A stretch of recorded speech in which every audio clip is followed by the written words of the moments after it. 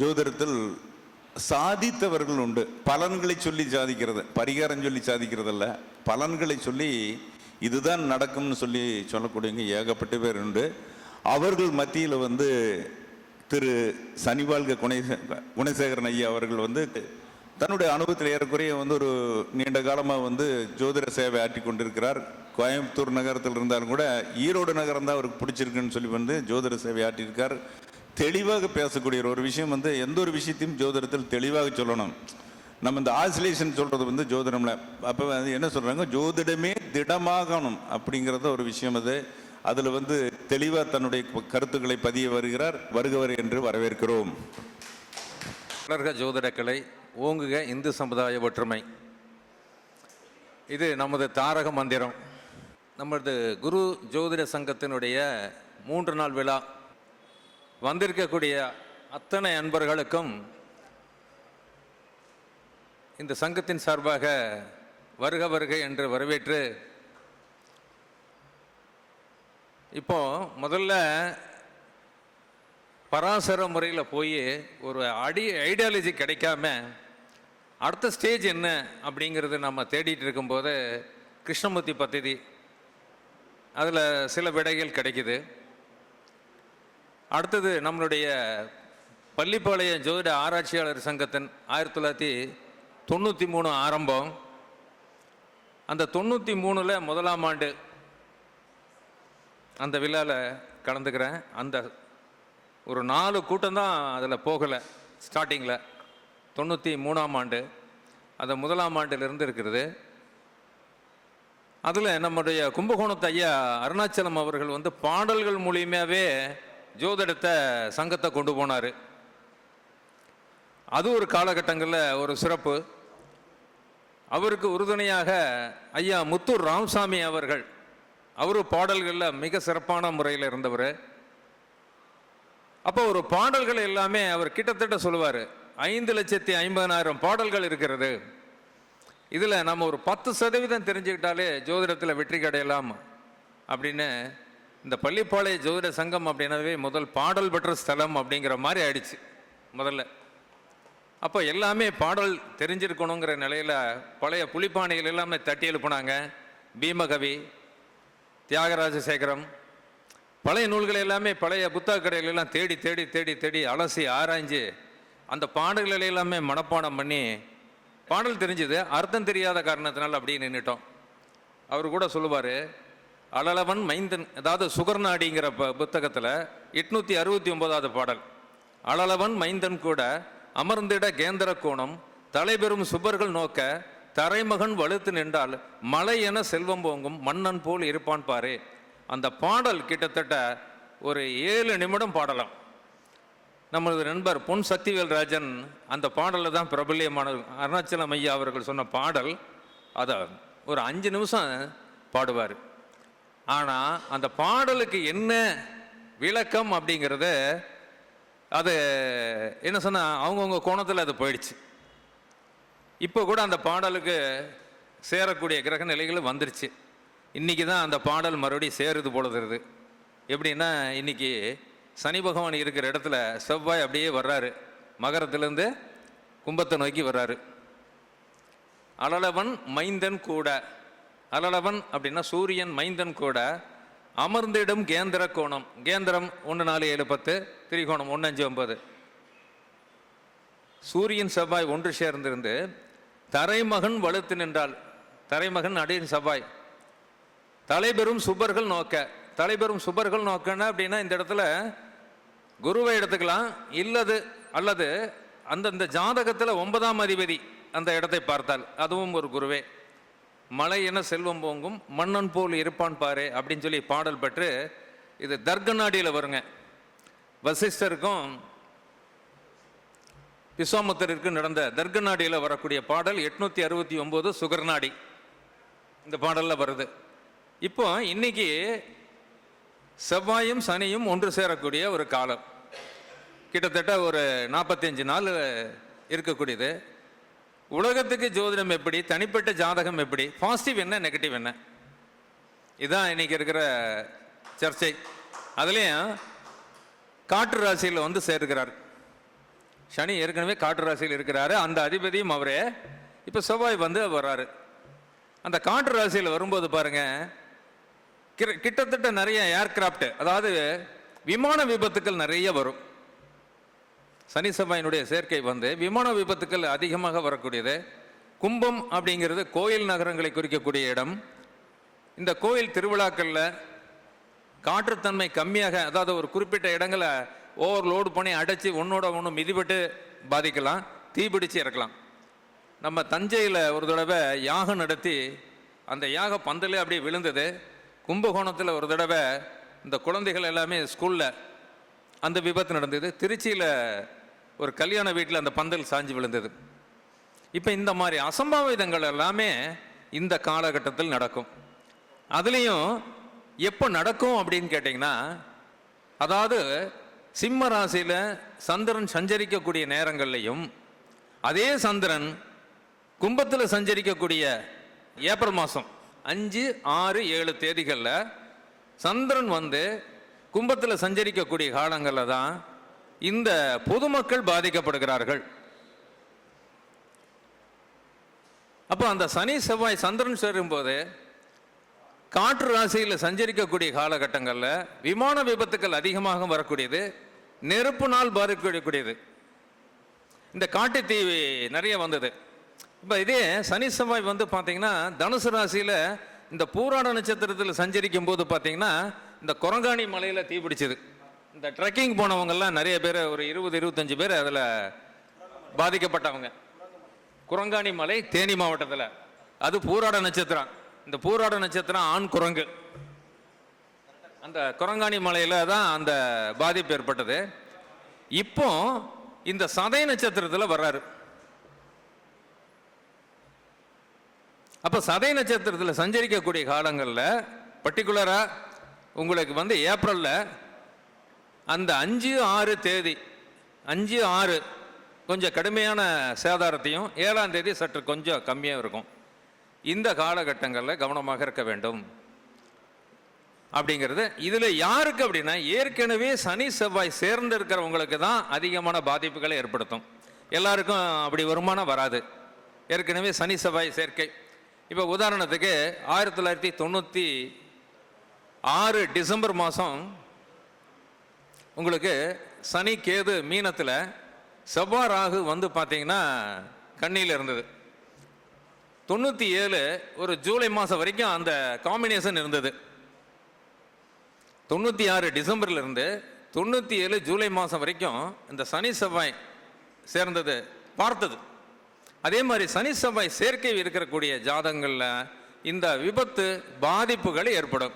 இதில் பர்டிகுலராக யாருக்கு அப்படின்னா, இப்போ கடகராசிக்காரர்களுக்கு தான் கொஞ்சம் கவனம் தேவை. அப்போ கடகராசிக்கு 5, 10 கூடிய கிரகம் செவ்வாயும் 7, 8 கூடியவர் சனியும் அங்கே சேரும்போது, அந்த சந்திரன் அந்த இடத்துக்கு வரும்போது தான் அந்த பாதிப்புகளை ஏற்படுத்துகிறார் ராசி அதிபதி. அப்போ அந்த சந்திரன் இல்லாமல் பொது ஜனங்களுடைய தொடர்பு அங்கே வர்றதில்லை. மனசுங்கிறது அந்த இடத்துல தான் செய்கிறது. அப்போ அந்த காலகட்டங்களில் ஒரு நெகட்டிவும் நடக்குது, ஒரு பாசிட்டிவும் நடக்குது. எப்படி ஜப்பான் மேலே அமெரிக்கா அணுகுண்டு வீசினதுக்கு அப்புறம் பார்த்தீங்கன்னா ஒரு அபரிதமான வளர்ச்சியும் வந்தது. எப்பயுமே கொரோனா வந்தது, ஒரு மைனஸ் வந்ததில்ல. கொரோனாவுக்கு அப்புறம் தான் டெக்னாலஜி நல்லா வளர ஆரம்பிச்சிருச்சு. இந்த ஜிபே, ஃபோன்பே, இப்போ ஆன்லைனு, இப்போ ஜோதிடம் நண்பர்கள் எல்லாம் கொஞ்சம் கம்மியாக தான் இருக்கிறாங்க எல்லா சங்கத்துலேயும். ஒரு 20 பேர் வந்துட்டாவே சங்கம் வெற்றிங்கிற மாதிரி இருக்குது. என்ன காரணம்னா, லைவில் பார்த்துக்கலாம், யூடியூப்பில் பார்த்துக்கலாம், எல்லாமே அனுப்பிச்சி விட்றாங்க. எந்த விதமான டிஸ்டர்பன்ஸ் இல்லாமல் க்ளோஸ்அப் ஷாட்டில் வச்சு வேணுங்கிறப்ப நம்ம ஒரு 4 தடவை அப்படியே போட்டு பார்த்துக்கலாம் அப்படிங்கிற மனநிலையில் இந்த டெக்னாலஜி வளர்ந்ததுனால இப்போ எந்த சங்கத்துக்கும் கூட்டம் கூறுறது கம்மியாக போச்சு. ஒன்றும் பாசிட்டிவ் இருக்குது, நெகட்டிவ் இருக்குது.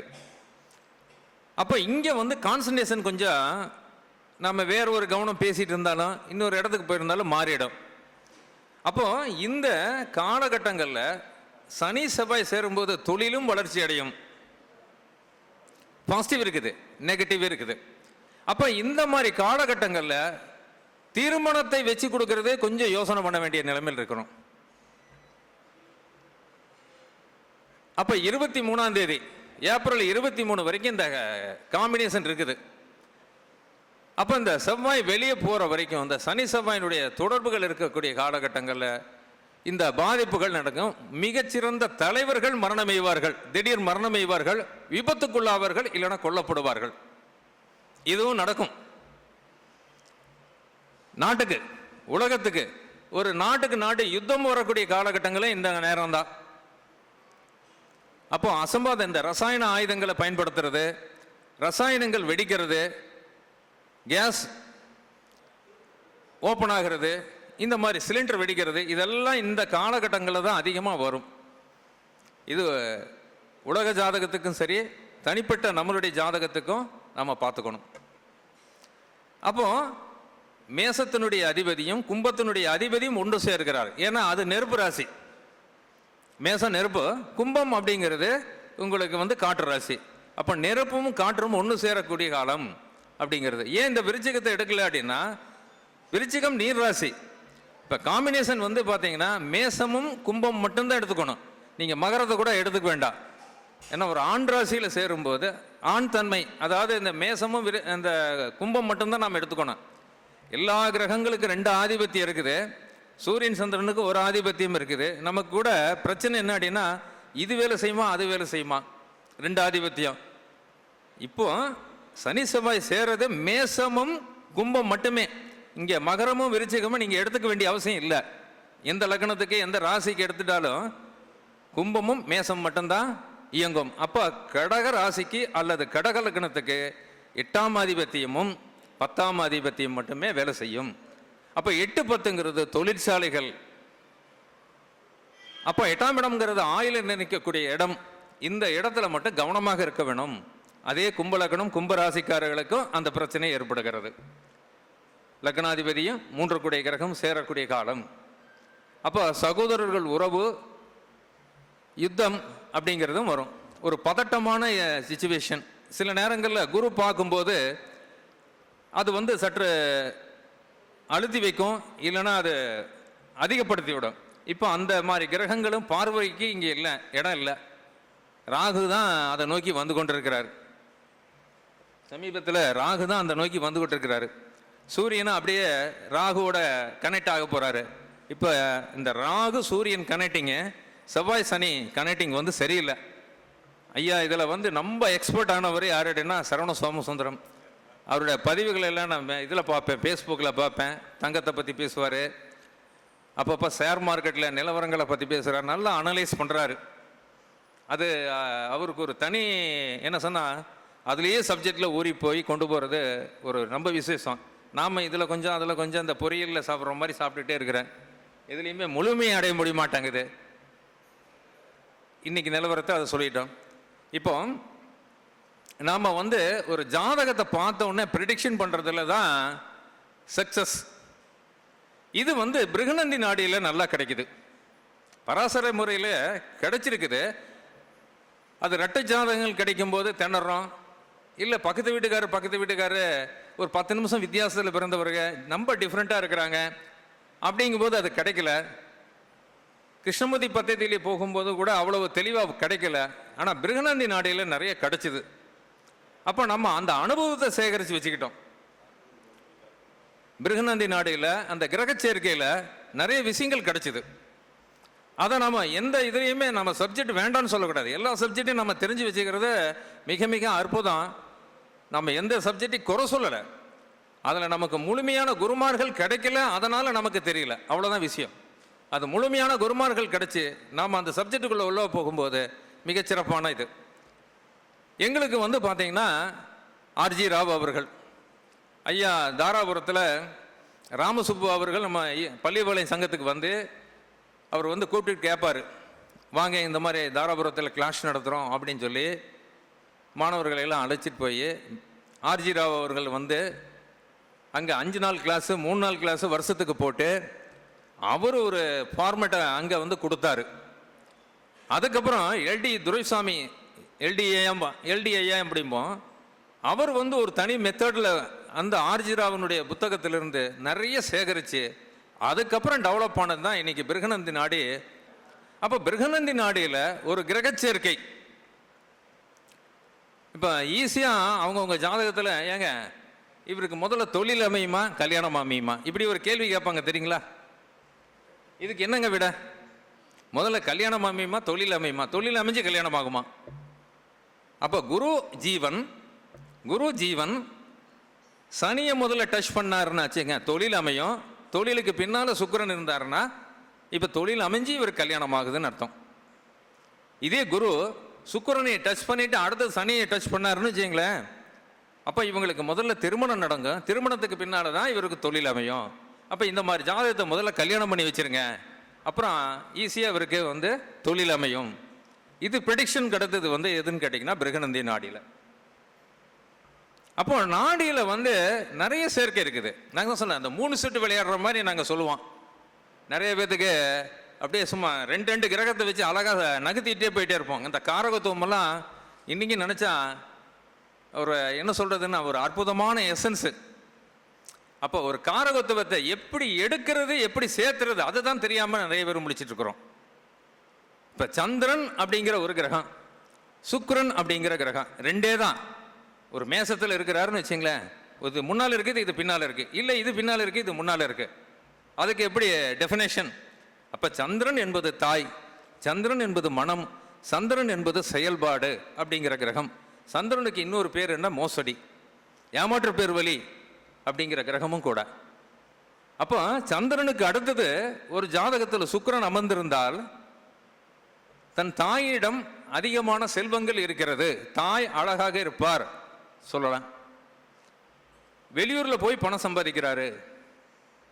இப்போ பள்ளிப்பாளையத்தில் ஒரு பிரான்ச் ஆரம்பித்தோங்க, அது ஜோதிட சங்கமாகவே இருக்கட்டும், இல்லை ஒரு ஹோட்டலாக இருக்கட்டும், ஒரு துணி கடையாக இருக்கட்டும், நகை கடையாக இருக்கட்டும். அண்ணன் சரவணசுவாமி கோயம்புத்தூர் இருக்கிறாரு, அங்கே போய் ஒரு பிரான்ச் அமைக்கலாமா அப்படின்னா மேசத்தில் சந்திரனுக்கு அடுத்து சுக்கிரன் இருந்தால் அது போய் அமைச்சா சக்ஸஸ் ஆகுது.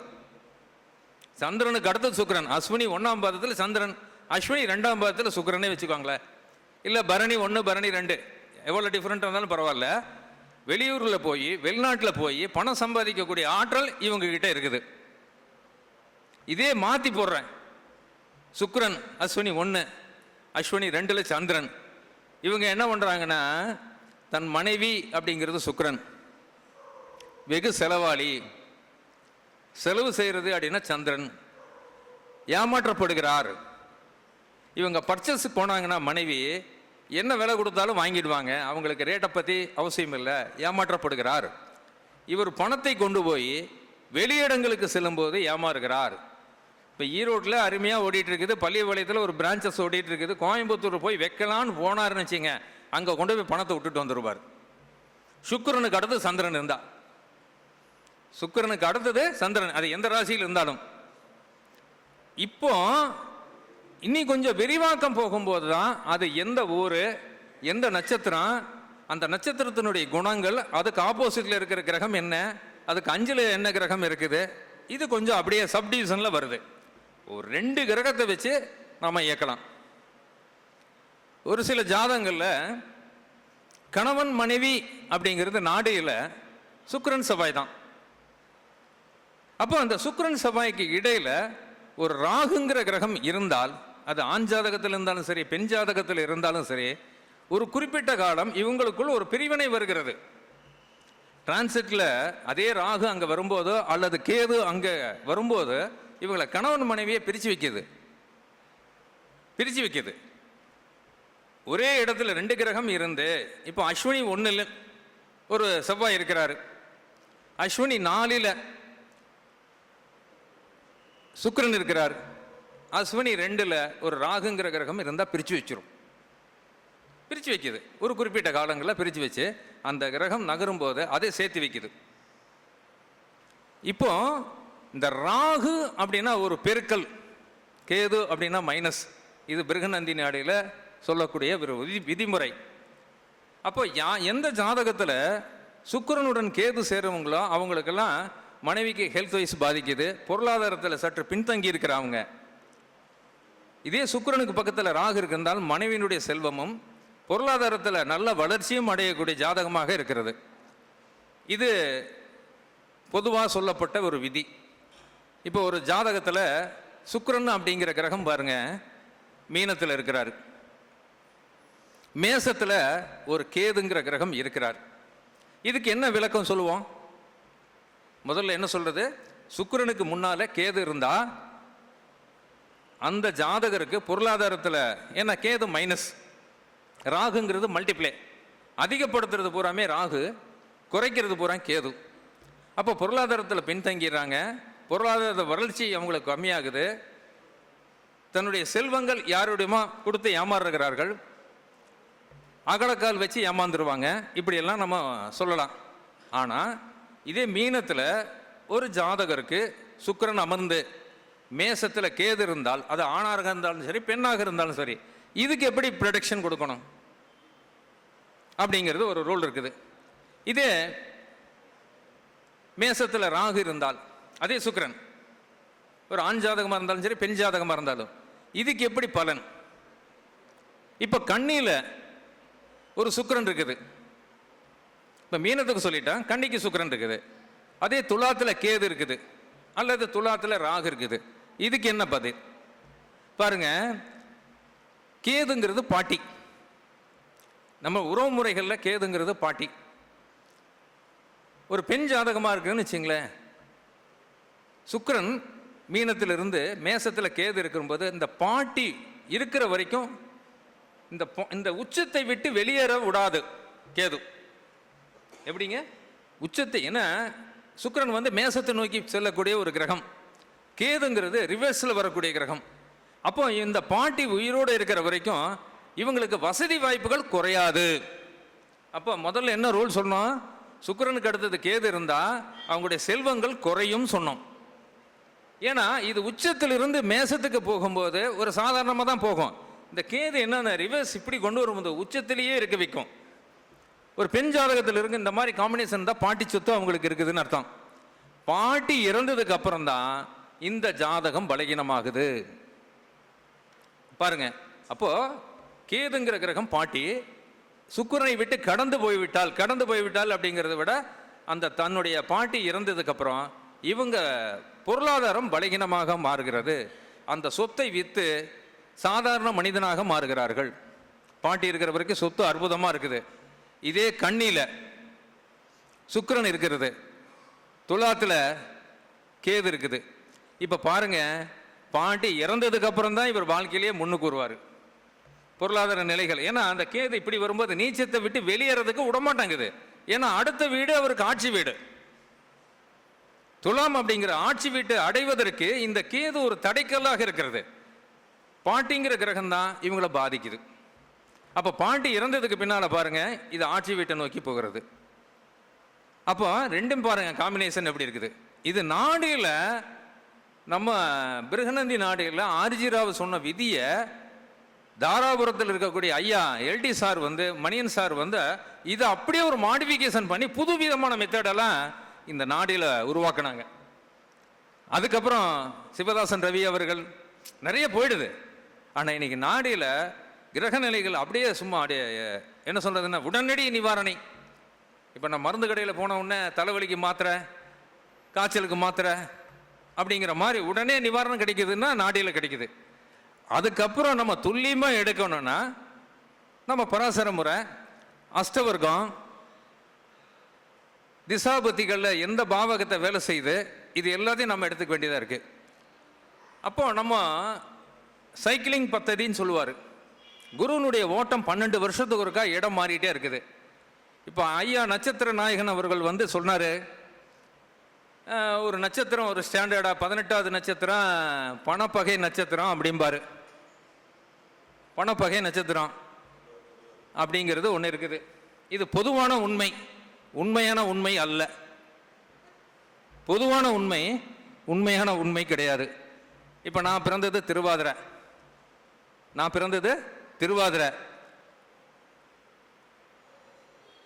இன்னைக்கு எனக்கு தாராபலன் பார்க்கணும்னா எங்கிருந்து பார்க்கணும்?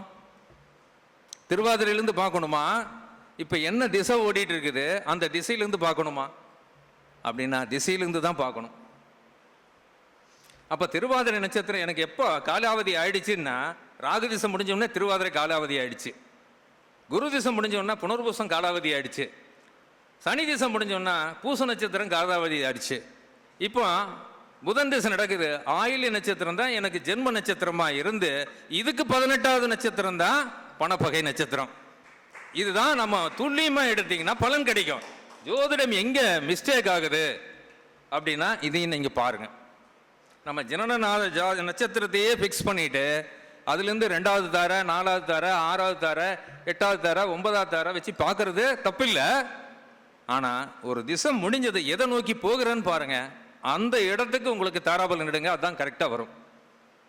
இது அனுபவம், இதில் நூலில் எல்லாம் கிடையாது. ஒவ்வொரு விஷயத்திலையும் நம்ம ஏன்னா மாறுபட்ட ஜாதகங்களை பார்த்து பார்த்து பார்த்து இதுக்கு ஏன் பலன் கிடைக்கிது, இது கிடைக்கல, இந்த ஆராய்ச்சி போக போக போக தான் நமக்கு கிடைக்கிது, ஏதோ ஒரு விடை கிடைக்குது.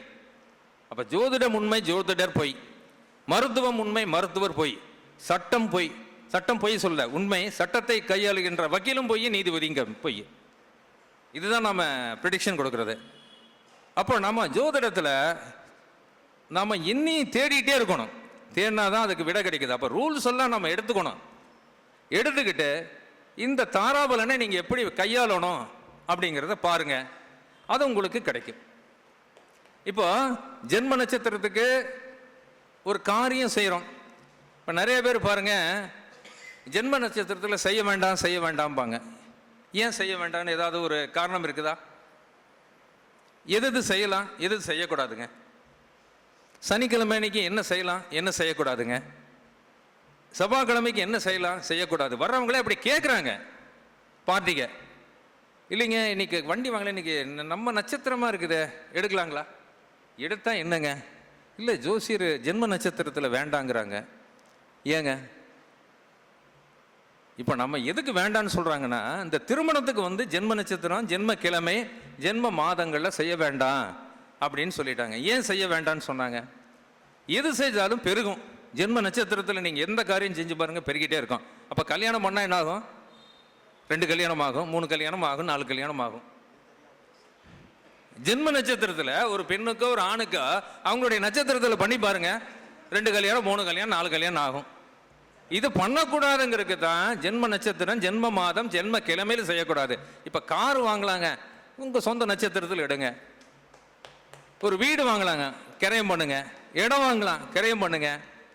அப்போ இது பெருகிட்டே இருக்கும். இப்போ சனிக்கிழமை தோசைன்னு சொன்னாங்களா? சனி பெருக்கு. அந்த காலத்துல எல்லாம் இந்த ஏரியாவில் பூராமே சனிக்கிழமை அன்னைக்கு தான் வார சம்பளம் கொடுத்தாங்க. ஏன்னா அவங்க முதலாளி ஆகிட்டே இருக்கணும், பெருகிட்டே இருக்கணும் அப்படிங்கிறதுக்கு. அப்போ சனி பெருக்கு. அப்போ சனிக்கிழமை கல்யாணம் பண்ணா அதுவும் பெருகுதுங்கிறதுக்கோசரம் அது வேண்டான்னாங்க. அப்போ ஒரு டெட் பாடி கூட சனிக்கிழமை எடுத்தா இன்னொரு இளவுக்கு போகணும் அப்படிங்கிறதுக்கு சனிக்கிழமை போகிறதுக்கு தவிர்த்துட்டு இருந்தாங்க. ஆனால் தொழில் ஆரம்பிங்க, ஒரு இடம் வாங்குங்க, வீடு கட்டுங்க, சனிக்கிழமை அன்னைக்கு செஞ்சு பாருங்க, பெருகிட்டே இருக்கும். இது பொது ஜனங்கள் மத்தியில் ஒரு நெகட்டிவாகவே எடுத்துட்டு போய் நம்ம ஏன் எதுக்குன்னு தெரியாத நாமளும் வேண்டாம் வேண்டான்னு சொல்லிடுறோம். அப்போ ஜோதிடத்தை எங்கே நமக்கு தவறு நடக்குது அப்படிங்கிறத சுட்டி காட்டி அதை நம்ம திருத்திக்கிறது மிக அற்புதமானது. இது ஒன்று. அடுத்தது இந்த பிரம்ம முகூர்த்தம் அப்படிங்கிறதுல நாம் ஒன்று நாள் குறித்து கொடுப்போம். சூரிய உதயத்துக்கு அப்புறம் பிரம்ம முகூர்த்தம் குறித்தா, ஏதாவது கல்யாண முகூர்த்தம் குறித்து கொடுத்தா, ஏங்க அந்த காலையில் 4 to 5 பிரம்ம முகூர்த்தம் தானே, இதில் கல்யாணம் பண்ணால் என்னங்க? எங்களுக்கு கொஞ்சம் வசதி வாய்ப்புகளில் போக்குவரத்துக்கு சீக்கிரம் சாப்பாடு முடிச்சுட்டு அழைப்புகள்லாம் நல்லா இருக்குது அப்படிங்கிறாங்க. இப்போ உதாரணத்துக்கு ஞாயிற்றுக்கிழமை முகூர்த்தங்க, 4 to 5 பண்ணிக்கோங்க. சனிக்கிழமை கல்யாணம் பண்ணிக்கிறீங்களா? இல்லைங்க, நைட்டு 12 மணிக்கு. கிழமை எப்போ பிறக்குதுன்னு கேட்டால் நைட்டு 12 மணிக்குங்கிறாங்க. இல்லை பொதுஜனங்கள் அந்த இங்கிலீஷ் கேலண்டரை வச்சுக்கிட்டு எப்போ கிழமை பிறகுன்னு நைட்டு 12 மணிக்கு. சூரிய உதயத்திலிருந்து அடுத்த நாள் சூரியன் உதயம் வரைக்கும் ஒரு கிழமை. தமிழ் தேதி இன்னைக்கு பங்குனி மாதம் 2ஆம் தேதி, நாளைக்கு காலையில் பங்குனி சூரிய உதயமாகிற வரைக்கும் 2ஆம் தேதி தான். இந்த இங்கிலீஷ் தேதி மட்டும்தான் நமக்கு மாறுது. 15ஆம் தேதினா நைட்டு 11:59.59 செகண்டில் மாறி போயிடுது. அடுத்தது 12 வந்துடுச்சுன்னா நமக்கு 16ஆம் தேதியே மாறிடுது. இது இன்னைக்கு நம்மக்கிட்ட வசதி வாய்ப்புகளுக்கு தேவைப்படுதுன்னு சொல்லிட்டு சீக்கிரம் கல்யாணம் வச்சுக்கிறதுனால ஒரு நல்ல ஜாதகம் கூட திருமண பொருத்தத்தில் நல்ல நிலை கூட அந்த திருமண முகூர்த்த லக்னம் இவங்களை கெடுக்குது. விதி எங்க கர்மா வேலை செய்யுது. இதை நம்ம ஜோதிடர்கள் வந்து அனுமதிக்க கூடாது. இதுக்கப்புறம் வந்து வந்துச்சுன்னா பிரச்சனை எங்கிட்ட கேட்காதீங்க. அதுக்கு நீங்க என்ன வாச்சாங்க நீங்க போய்க்கோங்க. நான் சொல்லுவேன், ஒவ்வொரு நாளும் பிரம்ம முகூர்த்தம் தானேங்க, ஒவ்வொரு நாளும் கல்யாணம் பண்ணிட்டு போக வேண்டியதானே. இதுக்கு எதுக்குங்க எங்ககிட்ட ஒரு 500 ரூபா கொடுத்து நாளை குறித்து நீங்கள் எழுதிட்டு போகிறீங்க? வேஸ்ட்டு தானே. 4 to 5 கல்யாணம் பண்ணிக்கோங்க. இப்படி பொதுமக்கள் வந்து சிலது அவங்களுக்கு அவங்களுடைய சூழ்நிலையில் கேட்டால் நாம் ஒத்துக்கூடாது. நிறைய ஜோதிடருக்கு தேவையான கருத்துக்கள் இதெல்லாம். அப்போ ஜென்ம நட்சத்திரம், ஜென்ம கிழமை, ஜென்ம மாதங்களை ஏன் செய்யலாம் செய்யக்கூடாதுங்கிறது ஒன்று ப்ரொடெக்ஷன். அடுத்தது, இந்த ஆடி மாதம் கன்சீவ் ஆனால் சித்திரை மாதம் டெலிவரி. இப்போ அக்னி வந்துருச்சு, கல்யாணம் பண்ணக்கூடாது. யாரும் எந்த நூல்லையாவது சொல்லியிருக்குதா? தோஷம் சொல்லியிருக்குதா? ஒரு 300 வருஷத்துக்கு முன்னால் இந்த மாதிரி மண்டபம் கிடையாது. இப்போ ஒரு இது ஹால் மாதிரி ஆயிடுது. அன்றைக்கி வீட்டில் தான் கல்யாணம் பண்ணாங்க. பந்தலெல்லாம் போட்டு வெளியூர் ஜனங்களையெல்லாம் கூட்டிகிட்டு வந்தாங்க. அன்றைக்கி கட்ட வண்டி, மாட்டு வண்டி தான் ஜனங்க வந்துட்டு இருந்தாங்க. வீட்டில் கல்யாணம் நடந்தது. ஒரு 100 பேர் இல்லைன்னா 200 பேர் 300 பேர் பெரிய குடும்பமாக இருந்தால் செய்வாங்க.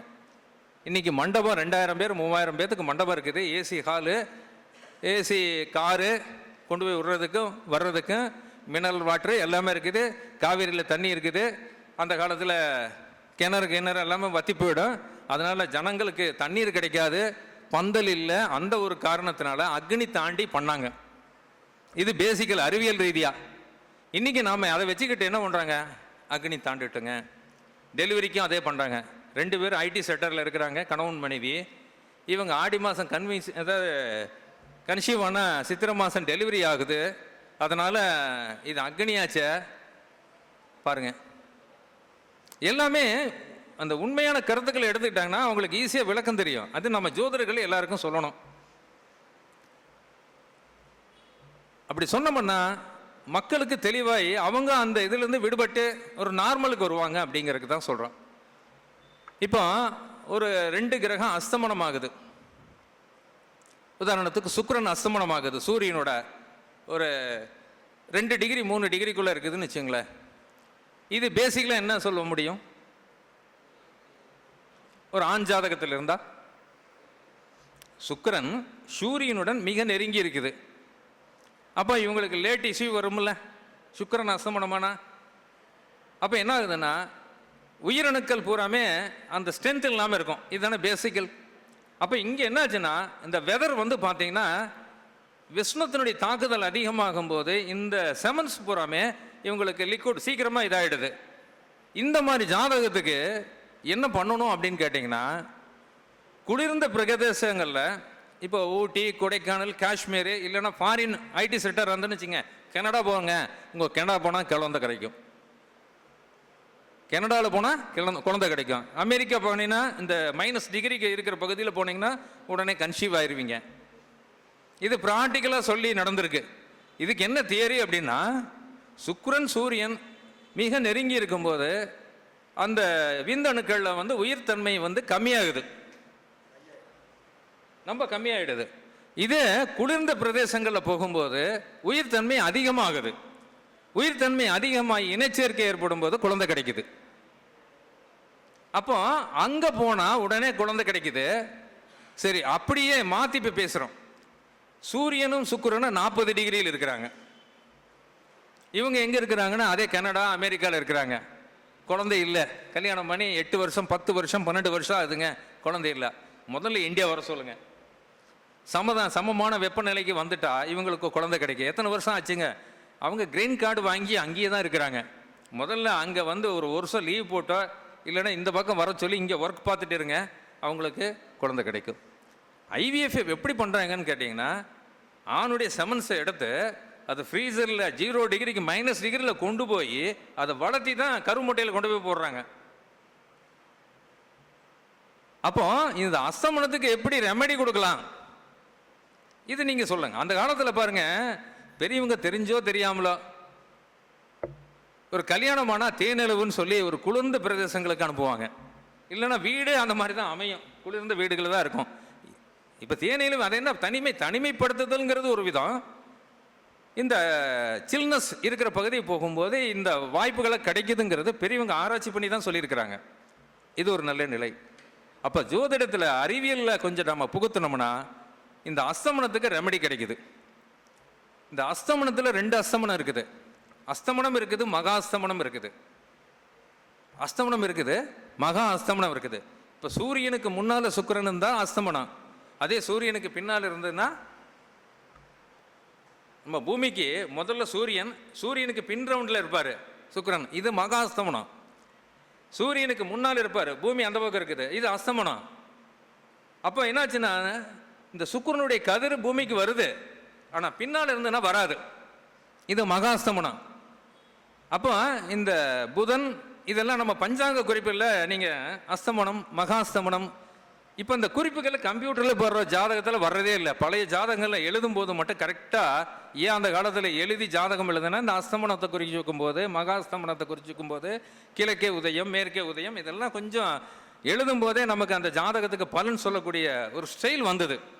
இன்றைக்கி எல்லாமே என்னாச்சுன்னா அட்வான்ஸாக நம்ம ஆப்பில் இருக்குது, இதெல்லாம் இருக்குது, நம்ம பார்க்கறதில்ல. அப்போ மகா அஸ்தமனம் ஆகும்போது மட்டுமே அந்த கிரகம் பலகீனமாக இருக்கிறது. நீங்கள் எடுத்துக்கோங்க. அடுத்தது இந்த நீச்ச பங்கம் அப்படிங்கிறோம். நீச்ச பங்கம்னா என்னங்க? நீச்சம் என்ற ராசிநாதன் ஆட்சி உச்சமாகி வீடில் நீச்ச பங்க ராஜயோகம். நீச்சம் பெற்ற ராசிநாதன் அபாம்சத்தில் ஆட்சிய உச்சமாக இருந்தால் நீச்ச பங்கம். நீச்சன் என்ற ராசிநாதன் சந்திரனுக்கு கேந்திரத்தில் இருந்தால் நீச்ச பங்க ராஜயோகம். இது யாருக்காவது இப்படி சொன்னோம்னா பார்ட்டிக்கு புரியுமா? வரக்கூடிய கஸ்டமருக்கு புரியுமா நீச்ச பங்கம் அப்படின்னா? எனக்கும் புரியல, அதனால தான் உங்ககிட்ட கேட்டேங்க. மறுபடியும் நீங்கள் ராஜயோகங்கிறீங்க, என்னென்னமோ சொல்லுதெல்லாம் காதுக்கு நல்லா தான் இருக்குது, ஒரு வேலை செய்யலையே அப்படின்னு கேட்பாங்க இல்லைங்களா? இப்போ ஒரு மகர லக்கணம். மகர லக்கணம் 7ஆம் அதிபதி சந்திரன் எங்கே இருக்காரு? விருச்சிகத்தில் இருக்காரு. 11ஆம் அதிபதி 7ல் இருக்காரு. செவ்வாயும் சந்திரனும் பரிவர்த்தனை. இது எப்படி எடுத்துக்கலாம்? நீச்ச பங்கம் சொல்லிட்டான். ஒரு மனைவி அப்படிங்கிற ஒரு கிரகம் ஒரு பலகீனமான நீச்ச வீட்டில் இருக்கிறார் செவ்வாய். 11 கூடிய கிரகம் 7ல், 7 கூடிய கிரகம் 11ல். அப்போது இவங்களுக்கு மனைவி இறந்ததுக்கு பின்னால் ஒரு பெரிய சொத்துக்கள் கிடைக்குது, லாபம். 7ஆம் அதிபதி 11ல், 11 கூடிய கிரகம் 7ல். மனைவி இறந்ததுக்கு பின்னால் இன்சூரன்ஸ் அந்த அம்மா போட்டு வச்சுருக்கீங்க. இந்த ரஜினி படம் ஒரு படம் வந்திருக்கும் பார்த்தீங்கன்னா, 6லிருந்து 60 வரை பழைய படம். 6 வயசுலேருந்து 60 வயசு வரைக்கும் கஷ்டப்படுவாங்க. அதில் அந்த அம்மா ரஜினியுடைய ஒய்ஃப் வந்து ஒரு இன்சூரன்ஸ் போட்டு தொகை அவருக்கு கிடைக்கும். அந்த இன்சூரன்ஸ் தொகையிலேருந்து தான் அவர் டெவலப் ஆகிறது அந்த படத்தினுடைய ஹின்ஸு. அப்போது மனைவி இறந்ததுக்கு பின்னால் ஒரு வருமானம் வருது, இழப்பீடு கிடைக்குது. அந்த இழப்பீடு கிடைச்சதுக்கப்புறம் இவர் வாழ்க்கையில் ஒரு உயர்ந்த நிலைக்கு வருது. அது ஆணாக இருந்தாலும் சரி, பெண்ணாமல் இருந்தாலும் சரி. இப்போ நம்ம மரக்காணத்தில் ஒரு 20 பேர் 25 பேர் இதை சாராயம் குடிச்சிட்டு இறந்து போயிட்டாங்க ஆண்கள். அந்த காம்பினேஷன் அந்த இதில் வரும். செவ்வாய் சந்திரன், ஏன்னா செவ்வாய் சந்திரன் தான் ஆல்கஹால் குடித்து இறந்ததுக்கப்புறம் பார்த்தீங்கன்னா வீட்டுக்கு 20 லட்ச ரூபா கொடுத்தாங்க. ஒரு ஜாதகத்தில் 5ஆம் அதிபதி நீச்சமாக இருப்பார். இப்போ உதாரணத்துக்கு ஒரு ஜாதகத்துக்கு மேச லக்கணம், 9ஆம் அதிபதி குரு வந்து பார்த்தீங்கன்னா மகரத்தில் இருக்கிறார். மகரத்தினுடைய அதிபதி சனி வந்து பார்த்தீங்கன்னா கும்பத்தில் இருக்கிறார். மேச லக்கணம் 9ஆம் அதிபதி எங்கே இருக்கிறாருன்னு பார்த்தீங்கன்னா மகரத்தில் இருக்கிறார். மகரத்தினுடைய அதிபதி சனி கும்பத்தில் இருக்கிறார். இதுக்கு என்ன நீச்ச பங்கம்? அந்த திசை நடக்குதுன்னு வச்சிங்களேன். இப்போ குரு திசை சனி திசை நடக்கும்போது தானே அந்த நீச்ச பங்கம் வருது. சனி திசையில் குரு பற்றி நடந்தாலும் குரு திசையில் சனி பற்றி நடந்தாலும் பேஸு இது நம்ம திசையை அனலைஸ் பண்ணோம். இதுக்கு என்ன அப்படின்னா, இவங்க அப்பா இருக்கிறாருங்க. அப்பா இருக்கிற வரைக்கும் இவருக்கு எந்த தொழில்னு ஒரு அடையாளம் கிடைக்கல. இந்த ஜாதகருக்கு தொழிலில் ஒரு அடையாளம் கிடைக்கல. என்ன பண்ணுறாரு? இப்போ நம்ம கல்யாண பத்திரிகையில் போடுவாங்க இல்லைங்க, இந்த தொழில் இருக்கிறாரு, என்ன படிச்சிருக்கிறாரு அப்படின்னு. இவருக்கு அடையாளம் இல்லாமல் இருக்கிறாரு. இவங்க அப்பா இறக்குறாரு. வாரிசின் அடிப்படையில் இவருக்கு தொழில் கிடைக்குது. 9ஆம் அதிபதி 10ல் நீச்சம், 10 குடை கிரகம் 11ல் இருக்குது. தந்தை இறந்ததுக்கு பின்னால் தொழில் இவருக்கு கிடைக்குது. இது இப்போ நம்ம அழகாக கோடிட்டு பண்ணோம்னா நம்ம ஒரு சக்ஸஸ் பண்ண முடியுமா ஜோதிடத்தில்? இது பண்ணணும். இதை தெரியாமல் நாம் என்ன பண்ணுவோம்? நீச்ச பங்க ராஜயோகம், எப்படிங்க நீச்ச பங்க ராஜயோகம், அஸ்தமனம், இந்த வார்த்தைகள் இருக்குது. அவங்க சில வார்த்தைகளை மறைச்சி வச்சுருந்தாங்க, நாம் ஓப்பன் பண்ணணும். அப்போ நீச்ச பங்கம் அப்படின்னா ஒன்று கெடுத்து ஒன்று கொடுக்குது.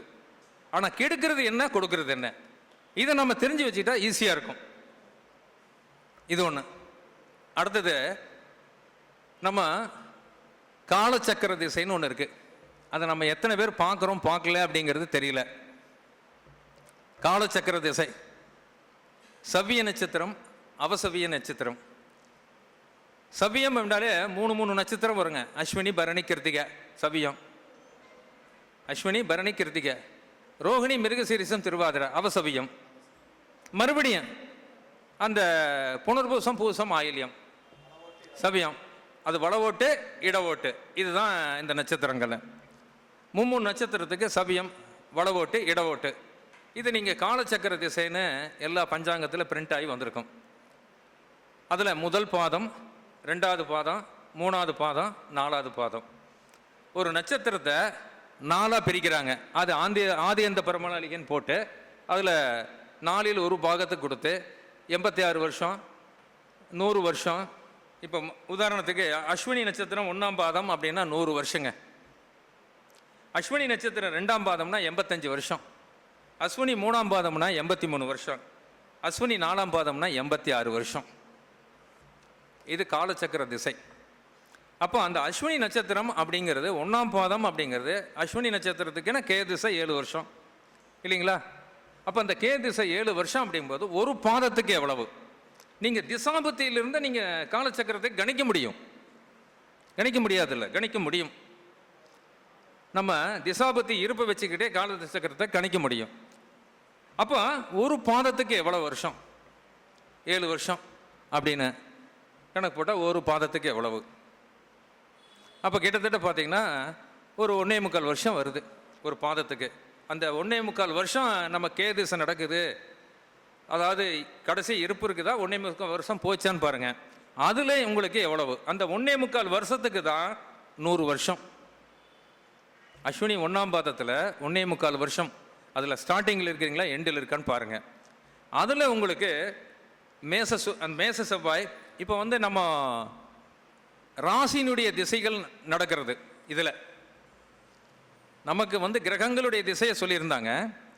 இந்த காலச்சக்கரத்தில் ராசியினுடைய திசைகள் அப்படிங்கிறது அந்த 100 வருஷத்தில் இந்த மேச செவ்வாய் 7 வருஷம், ரிஷப சுக்கிரன் 16 வருஷம், மிதுன புதன் 9 வருஷம், கடகச்சந்திரன் 21 வருஷம், சிம்ம சூரியன் 5 வருஷம், கன்னி புதன் 9 வருஷம், துலா சுக்கிரன் 16 வருஷம், விருச்சிக செவ்வாய் 7 வருஷம், தனுசு குரு 10 வருஷம். இதில் நீங்கள் ஒரு நட்சத்திரத்தில் 4 பகுதியில் எவ்வளோ இருக்கிறீங்க, அதில் அந்த திசையினுடைய கால அளவை எடுத்துக்கோங்க. அதை பர்டிகுலராக வச்சு அந்த இடத்துக்கு நீங்கள் கோச்சார கிரகத்தை கொண்டு போங்க. அருமையான பலன் கிடைக்கும். நிறைய பேர்த்துக்கு புரிஞ்சிருக்கும், ஆனால் புரியாத மாதிரியும் இருக்கும், குழப்பமாக இருக்கும். அந்த காலச்சக்கரத்தை போடும்போது தான் உங்களுக்கு தெளிவு கிடைக்கும். இப்போ உங்களுடைய திசை ஒரு பக்கம் இருக்குங்க. எனக்கு சனி திசை நடக்குது, குரு திசை நடக்குது, சுக்கிர திசை நடக்குது, செவ்வாய் திசை நடக்குது அப்படிங்கிறது காலச்சக்கர திசையில் எங்கே நடக்குதுன்னு பாருங்க. அதுதான் உங்களுக்கு ஒரு ஸ்டாண்டர்டான ஒரு மையம். அந்த 4 வருஷம் மகரச்சனி, கும்பச்சனி, தனுசு குரு, மீன குரு, செவ்வாய், விருச்சிக செவ்வாய், மேச செவ்வாய் இப்படின்னு இருக்கும். அதில் இந்த கடகச்சந்திரன் தான் அதிகமாக கொடுத்துருப்பாங்க, 21 வருஷம். அதில் உங்களுக்கு எந்த பாவகத்தினுடைய திசை நடக்குதுன்னு பாருங்கள். அந்த பாவகம் பர்டிகுலராக உங்களுக்கு வேலை செய்யும். அந்த பாவகத்துக்கு கோச்சாரம் போடுங்க. அந்த பாவகத்துக்கு கிரகங்கள் எப்படி இருக்குன்னு பாருங்கள். உங்களுடைய திசாபத்திக்கு இதுக்குன்னு பாருங்கள், உங்களுக்கு பலன் கிடைக்கும். நாம் ஜோதிடத்தை கொண்டு போகிறோம், ஒரு பக்கம் மட்டும் பார்த்துட்டு அதுக்குள்ளேயே நம்ம, ஏன்னா நமக்கு என்ன விஷயங்கள் தெரியுதோ அதுக்குள்ளே தான் நம்ம முடிச்சிக்க வேண்டிய ஒரு சூழ்நிலை இருக்கணும். அப்போ ஜோதிடங்கிறது ஒரு பெரிய கடல், நம்ம எல்லாத்தையும் தெரிஞ்சு வச்சுருக்கணும். நம்ம இந்த ஜோதிடத்தில் கூட வரும். காரக கிரகங்களில் ஒரு ராசியில் அதிகமான பாகை போயிடுச்சுன்னு வச்சிங்களேன், ஜெய்மனி சூத்திரம் அப்படிங்கிறதுல அதுலேயும் இந்த சரராசி சிரராசி பார்க்கும், சிரராசி சரராசியை பார்க்கும் அப்படிங்கிறது ஒரு தத்துவம். உபயத்தை பார்க்கக்கூடாது இப்படின்னு இருக்கும். அதில் தாரா கிரகம் சொல்லுவாங்க. ஒரு கிரகம் அதிகமான ஓட்டத்தை ஒரு ராசியில் இருக்குதா, அதுதான் ராஜா கிரகம் மாதிரி. ஆத்மகாரகன், ஆத்மாத்மகாரகன் தாராகிரகம். அதில் எப்படி தான் கல்யாணத்துக்குன்னு வச்சுங்க, தாராகிரகம் தனியாக எடுக்கணும். அப்போ ஜெய்மனி சூத்திரத்துலேயும் இந்த விளக்கு இருக்குது. அப்போ கிட்டத்தட்ட பார்த்தீங்கன்னா ஜெய்மனி சூத்திரம், பராசர முறை, பிருகநந்தி நடைமுறையில் இனி நமக்கு என்னென்ன தேவையோ அதை எல்லாத்தையும் உள்வாங்கி ஓரளவுக்கு நமக்கு வந்து ஒரு டேபிளில் ஒரு ஜாதகம் போடும்போது என்னென்ன நமக்கு ஞாபக சக்தி வரணும், உடனே ப்ரெடிக்ஷன் கொடுக்கணும். அப்படி கொடுக்கும்போது அவங்க எல்லாத்துக்கும் நம்ம சொல்ல முடியுமான்னு முடியாது. சாதாரணமாக ஒரு 100 ரூபாய் 200 ரூபாய் கொடுத்து ஜோதிடம் பார்க்குறவங்களுக்கு ஒரு மேலோட்டமாக சொல்ல முடியாது. ஒரு முக்கியமான நபர்கள் நமக்கு விஐபி வர்றாங்க, இல்லை நமக்கு தேவையானவங்களாக இருக்கிறாங்க, அப்போ நாங்கள் ப்ரெடிக்ஷன் கொடுக்க முடியும். அப்போ எல்லா இதையும் நம்ம தெரிஞ்சு வச்சுருந்தா நமக்கு பலன் சொல்கிறதுக்கு ஈஸியாக இருக்கும். இதை எடுத்துக்கோங்க. இப்போ முதல்ல கூட இந்த 2வது தாரைக்கு ஜென்மத்தாரை அப்படின்னு சொன்னால் அது சூரியனை வச்சு இயக்கணும். ஜென்மத்தாரையில் நீங்கள் என்ன செஞ்சாலும் சரி பாருங்கள், அன்றைக்கி சூரியன் நல்லா இருக்குதான்னு பாருங்கள். சூரியன் நல்லா இருந்தால் மட்டுமே ஜென்மத்தாரையில் செய்யுங்க, அருமையாக இருக்கும். இப்போ 2வது தாரையில் செய்கிறீங்க, உங்களுடைய நட்சத்திரத்துக்கு 2வது தாரை அல்லது திசை எந்த இடத்துல போயிட்டு இருக்குதோ அதுக்கு 2வது தாரை. அப்போ 2வது தாரை வரும்போது குரு நல்லா இருக்குதான்னு பார்த்துக்கோங்க. இப்போ 6வது தாரை சாதகத்தாரை அப்படிங்கிறது நமக்கு தெய்வ அனுகூலம் உள்ள ஒரு தாரை அப்படின்னா சந்திரனை நம்ம எடுத்துக்கணும். அப்போ விருச்சிக ராசியில் சந்திரன் இருக்கும்போது அந்த தாரையில் செய்யும்போது கெட்டதாக போயிடும். நீங்கள் முகூர்த்த லக்னம் வச்சு கொடுக்கும்போது கூட தாராபலனை பார்க்குறோம், சந்திர பலனை பார்க்குவோம். அந்த கிரகம் தாரா கிரகம் நல்லா இருக்குதுன்னு பாருங்கள். இதில் 2 விதமாக எடுக்கணும். நம்ம திசைக்கு எடுக்கணும், ஜென்ம நட்சத்திரத்துக்கு எடுக்கணும். இப்படி எடுத்து பலன் சொல்கிறோம்னா நமக்கு ஈஸியான பலன்கள் மக்களிடத்தில் சொல்ல முடியும். நாமளும் ஜோதிடத்தில் ஓரளவுக்கு பாஸ் மார்க் வாங்கிடலாம். ஃபஸ்ட் கிளாஸுங்கிறத விட இறைவன் கொடுத்த அவதாரம் தான், அது வரம் தான். இது கொஞ்சம் ஈஸியாக ஃபஸ்ட் மார்க், அதாவது ஃபஸ்ட் கிளாஸில் மார்க் எடுத்துக்கலாம். அப்படி எடுக்கும்போது நாமளும் ஒரு ஜோதிடர் அப்படிங்கிறது சொல்ல முடியும்.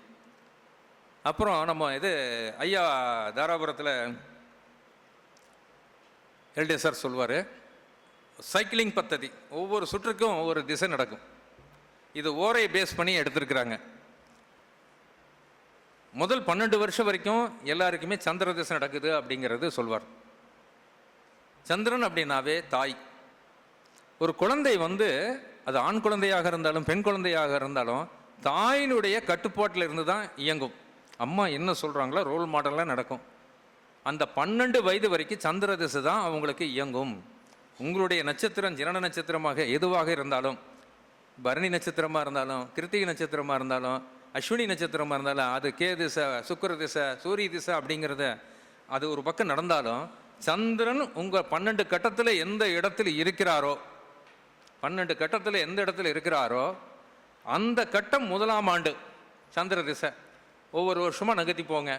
12 வருஷம் முடித்தோடனே சந்திரனுடைய கட்டுப்பாட்டிலிருந்து இந்த குழந்தை நகருகிறது. அப்போ சந்திர திசை முடிஞ்ச உடனே புதன் திசை ஆரம்பமாயிடுது.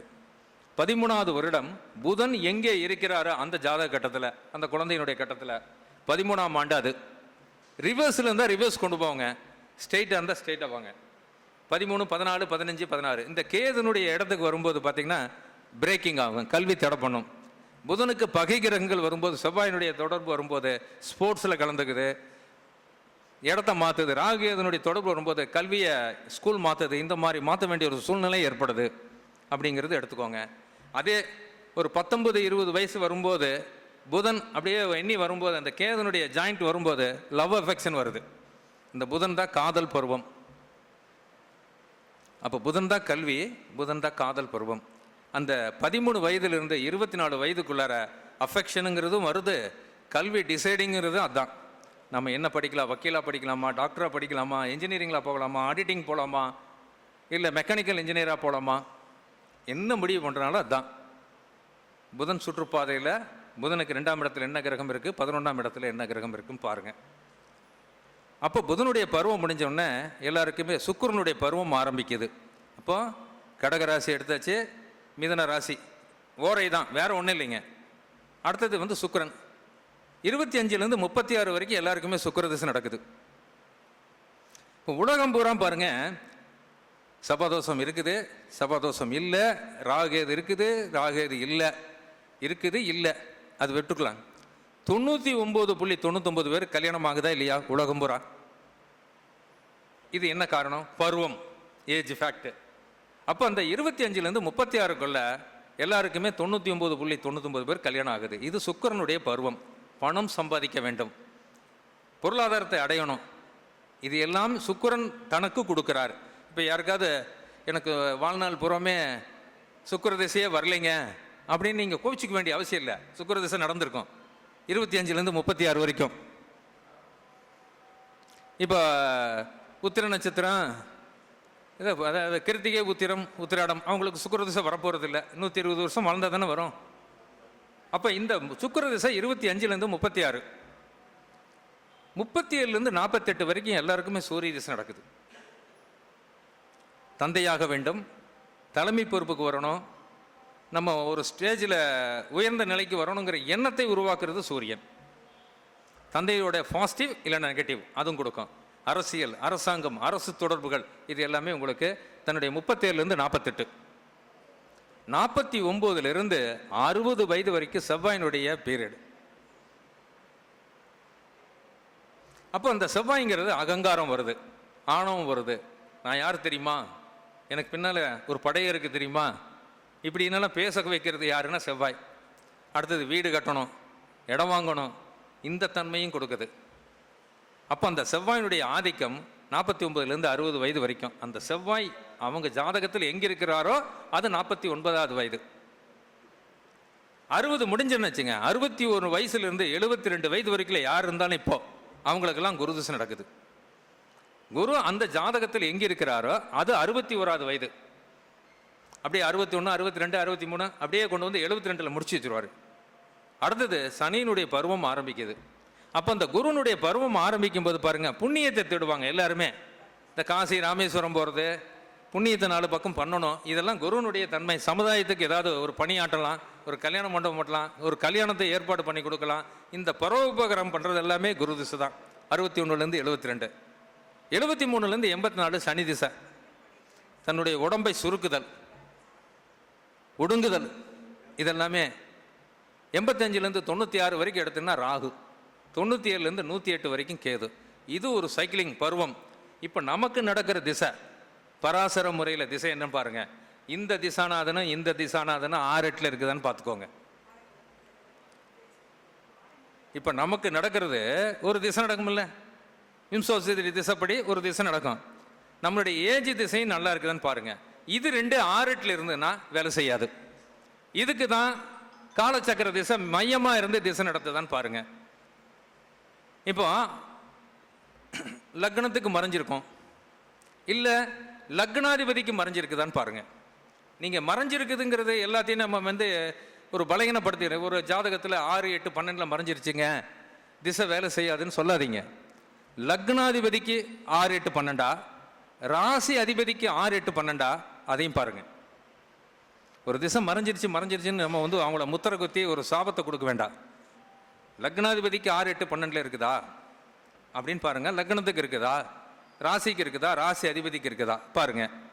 2வது பருவ திசையும் இதுவும் 6, 8 இருக்குதா.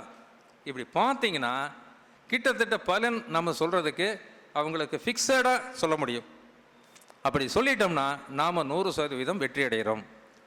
அப்போ இது எல்லாமே நமக்கு தெரிஞ்சிருக்கு. அந்த காலத்தில் எல்லாமே போட்டிருந்தாங்க காலச்சக்கரை. அடுத்தது அஷ்டவர்க்கத்தை நம்ம டச் பண்ணுறதே கிடையாது. அஷ்டவர்க்கம் இன்னைக்கு கண்டிப்பாக தேவை. அந்த 337 பரலை நமக்கு பிரித்து கொடுத்துருக்கிற இடம் பாருங்க. எந்த பாவகத்தில் அதிகமான பரங்கள் இருக்குதுன்னு பாருங்க. அந்த பாவகத்துக்கு கோட்சார் ரீதியில் வரும்போது என்ன பலன் செய்யுது, எது மைனஸாக இருக்குது. சில கிரகங்கள் ஒரு சில இடங்களில் 0 வந்து கொடுத்துருக்கோம். சில இடத்துல ஒரு பரல் மட்டும்தான் கொடுத்துருக்கான். அந்த இடத்துல நம்ம போகும்போது அந்த கிரகம் போதும் பலகீனமாக இருக்குது, கவனமாக இருக்கணும். இது அஷ்டவர்க்கம். அப்போ 10ஆம் பாவகத்தை விட 11ஆம் பாவகம் சிறப்பாக இருந்ததுன்னா செய்கிற தொழிலை விட லாபம் அதிகம். 10ஆம் பாவகத்தோட 11ஆம் பாவகம் கம்மியாயிருச்சுன்னா லாபம் கம்மி. லக்னத்தை விட 7ஆம் பாவகம் கம்மியாக இருந்ததுன்னா வரக்கூடிய மனைவி வீக்கு, இல்லைன்னா பார்ட்னர் வீக்கு நீங்கள் சொல்லலாம். அப்போ அஷ்டவர்க்கத்தையும் மென்ஷன் பண்ணுங்க, அது நல்லா இருக்கு. ரெண்டாவது, பிருகநந்தி நாடில் எந்த கிரகம் இருந்தாலும் ஒரு கிரகத்துக்கு 11ஆம் இடத்துல ஒரு கிரகம் இருந்தா அந்த கிரகத்தை இது இயக்கிட்டே இருக்கும். இப்போ உதாரணத்துக்கு குரு மேசத்தில் இருக்கிறாரு, இப்போ சனி எங்க இருக்கிறாரு? கும்பத்தில் இருக்காரு. குருன்னா ஜீவன் வச்சுக்கோங்களேன், ஜீவன். அப்போ சனினா மூத்த சகோதரன் சொல்லுங்க, இல்லைன்னா சித்தப்பான்னு சொல்லுங்க. அப்போ இந்த ஜாதகருக்கு சித்தப்பாங்கிறவர் உதவி செய்து கொண்டே இருப்பார், மூத்த சகோதரன் உதவி செய்து கொண்டே இருப்பார். தொழிலுங்கிற கிரகம் இவரை கைவிடாது, உதவி கொண்டே இருக்கும். இந்த 11ஆம் இடத்துல எந்த கிரகத்துக்கு 11ஆம் இடத்துல ஒரு கிரகம் இருந்தா அது வளர்ச்சி அடைஞ்சு கொண்டே இருக்கும். ஒரு கிரகத்துக்கு 2ஆம் இடம் 12ஆம் இடம் மிக மிக முக்கியமானது. எந்த கிரகம் இருந்தாலும் காரகத்துவத்துக்கு 2, 12 என்ன கிரகம் இருக்குன்னு பாருங்க. அதுதான் அவங்களை எப்பயுமே டைரக்ஷன் பண்ணிக்கிட்டே இருக்கும். இப்போ 2ஆம் இடத்துல ஒரு கிரகம் இல்லை, 12ல் ஒரு கிரகம் இருக்குது, அதை ஃபோர்ஸ் பண்ணிட்டு போயிடும். ஆனால் 11ல் இருக்கிற கிரகம் எப்பயுமே உதவி செய்யும். 7ஆம் இடத்தில் ஒரு கிரகம் இருந்தால் அதுவும் வேலை செய்யும். பிருகநந்தி நாடில் எந்த கிரகம் இருந்தால் அதுக்கு 7ல் என்ன கிரகம் இருக்குதோ அது நமக்கு உதவி செய்யும். இது அற்புதமானது. அப்போ ஒரே திசையை கொடுக்கக்கூடியது மேசம், சிம்மம், தனுசு அப்படின்னா அது கிழக்கு பகுதி. மேசம், சிம்மம், தனுசு அப்படின்னா அது கிழக்கு பகுதி. ரிஷபம், கன்னி, மகரம் அப்படின்னா தெற்கு பகுதி. மிதுனம், துலாம், கும்பம் அப்படின்னா அது மேற்கு. கடகம், விருச்சிகம், மீனம் அப்படின்னா அது வடக்கு. இது சேம் திசையில் இருக்குதா, எதிர் திசையில் இருக்குதா? அப்போ 1, 3, 5, 7, 11 இந்த இடம் எல்லாமே இந்த கிரகத்துக்கு உதவி செய்யக்கூடிய கிரகமாக மாறிடுது. இப்போ ஒரு நேராக ஒரு கோடு போடுங்க, அந்த மேலே இருக்கிறது ஒரே திசை, அதுக்கு நேர் இருக்கிறது 7வது திசை, அப்படி தானே சொல்கிறோம், 1, 7. அப்போ இப்போ நான் கிழக்க பார்த்துட்டு இருக்கிறேன், கிழக்கு இருக்கிறவங்கலாம் என்னை பார்க்குறாங்க. அப்போ என்னுடைய பார்வையும் அவங்க விழுது, அவங்க பார்வையும் என்னுடைய மேல் விழுகுது. அப்போ என்னை நான் ஒவ்வொரு அசைவுகளையும் ரெக்கார்ட் பண்ணுது, நான் அசைவுகளை பார்த்து கொண்டே இருக்கிறேன். இதுதான் பேசிக். அப்போ ஒரு செயல்பாட்டை தடுக்கணும்னு அப்படின்னா இந்த இடம் என்னை தடுத்துரும். அப்போ இந்த இடம்னா 4, 10 ஒரு செயலை தடுக்கும். ஒரு ஜாதகத்தில் 1ஆம் இடத்துல என்ன கிரகம் இருக்குதோ அது 4ஆம் இடத்துல இருக்கக்கூடிய கிரகம் கெடுக்கும், இல்லைன்னா கொடுக்கும். 10ஆம் இடத்துல இருக்கக்கூடிய கிரகம் கெடுக்கும், அது கொடுக்கும். இவ்வளவுதாங்க பேஸ். அப்போ 1, 3, 7, 10, 11 இருக்கிறது அதை செயல்படுத்தி கொண்டே இருக்கும். இந்த 4, 10 இருக்கு பாருங்க, இந்த செயலை பிரேக் போடும். இப்போ வேகமான போகிற வண்டியை ஸ்பீடு பிரேக்கர் போடுது, அது 4, 10.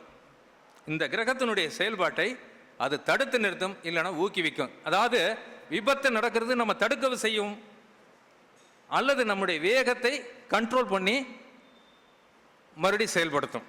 4, 10 இதைத்தான் நம்ம கர்மாவை கொண்டு போக வேண்டியதாக இருக்குது. நம்ம கோயம்புத்தூரில் நடராஜர் இருப்பார், விசித்திர ஜோதிடம், விஜே சிஸ்டம். இந்த 4, 10 பூராமே பிரேக்கிங் பண்ணக்கூடியது. 1, 3, 7, 10, 11 இருக்கிறதெல்லாம் ஊக்கி வைக்கக்கூடியது. இது ஒரு மேப் போட்டோம்னு வச்சுங்க. இப்போ ஒரு நேராக ஒரு கோடு போட்டோம்னா வெட்டக்கூடிய கோடு எது? 4, 10 தானே. அப்போ ஒரு இப்போ என்ன சொன்ன 4 வழி, இப்போ ஒரு ரோடு கிராஸ் ஆகுதுன்னு வச்சுங்க, அந்த இடத்துல தானே விபத்து நடக்குது, அந்த இடத்துல தானே நம்ம ஒரு மாறுபட்ட சிந்தனைக்கு போகிறோம். அப்போ அது நமக்கு ஊக்குவிக்கிறதும் அதே இடம்தான், பாதிப்பு கொடுக்கறதும் அதே இடம்தான். ஐயா இதை பற்றி நான் அவர் பேசக்கூடாது, அருமையாக பேசுவார் சரவண சோமந்துரா.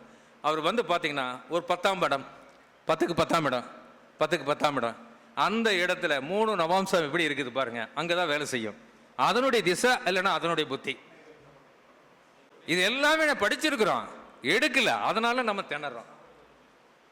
அப்போ இதுவரைக்கும் வாய்ப்பு கொடுத்த ஐயா பூபதிராஜன் அவர்களுக்கும் சங்கத்தினுடைய பொறுப்பாளர்களுக்கும் நண்பர்களுக்கும் ஜோதிட மேதைகளுக்கும் என்னுடைய வணக்கத்தை தெரிவித்து விடைபெற்றுக் கொள்கிறேன். வணக்கம்.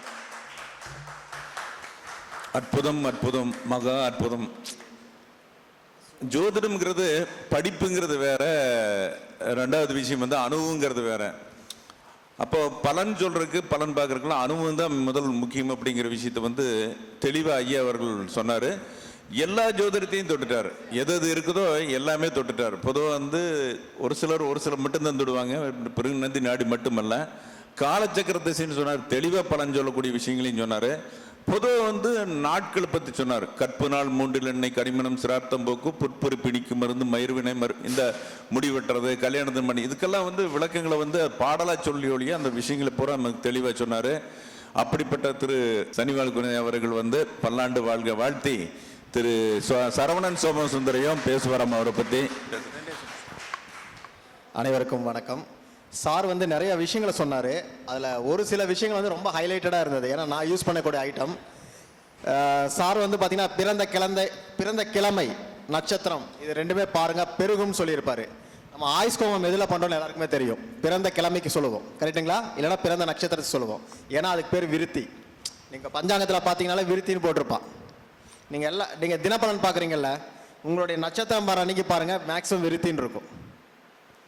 அந்த கரெக்டாக பார்த்தீங்கன்னா அது விருத்திங்கிற இடம் வரும். ஏன்னா விருத்தி அவர் சொன்னது பக்கா. இப்போ வந்து ஒரு காரியத்தை பெருக்கணும்னா பிறந்த கிழமையும் பிறந்த நட்சத்திரமும். நான் வந்து சில பரிகாரங்கள் நான் சொல்லுவேன்.